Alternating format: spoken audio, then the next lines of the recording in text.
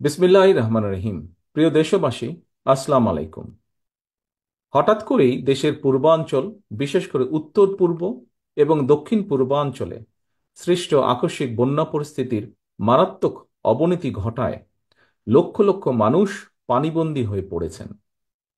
পূর্বাঞ্চলে জেলার পর জেলা প্লাবিত হওয়ায় মানবতর জীবনযাপন করতে বাধ্য হচ্ছেন লক্ষ লক্ষ মানুষ। জীবন ও সম্পদের ক্ষয়ক্ষতি হচ্ছে।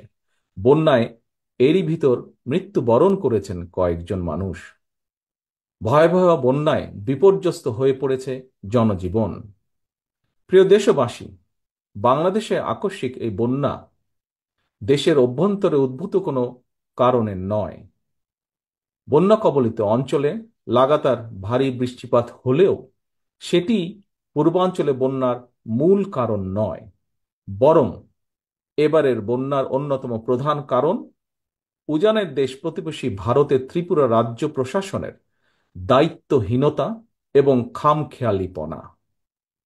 তারা হঠাৎ করে বাঁধ খুলে দিয়ে বাংলাদেশের বিস্তীর্ণ এলাকাকে ডুবিয়ে দিলেও একটি বারের জন্যও বাংলাদেশকে আগাম সতর্কতা দেয়নি।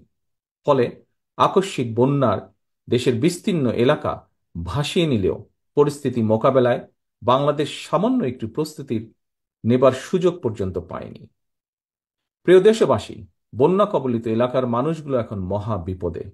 সহায় সম্বল হারিয়ে লাখো লাখো মানুষ এখন নিদারুণ অসহায়।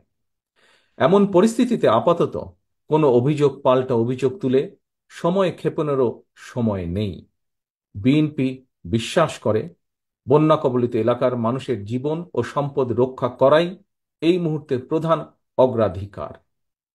দেশের বন্যা পরিস্থিতিতে আমি সারা দেশে, বিশেষ করে দেশের যেসব এলাকা বন্যা আক্রান্ত হয়নি সেসব এলাকার বিএনপি এবং এর অঙ্গ ও সহযোগী সংগঠনের নেতাকর্মীদের প্রতি আহ্বান জানিয়ে বলতে চাই, আপনারা সমন্বিতভাবে বন্যা কবলিত এলাকার মানুষের পাশে দাঁড়ান।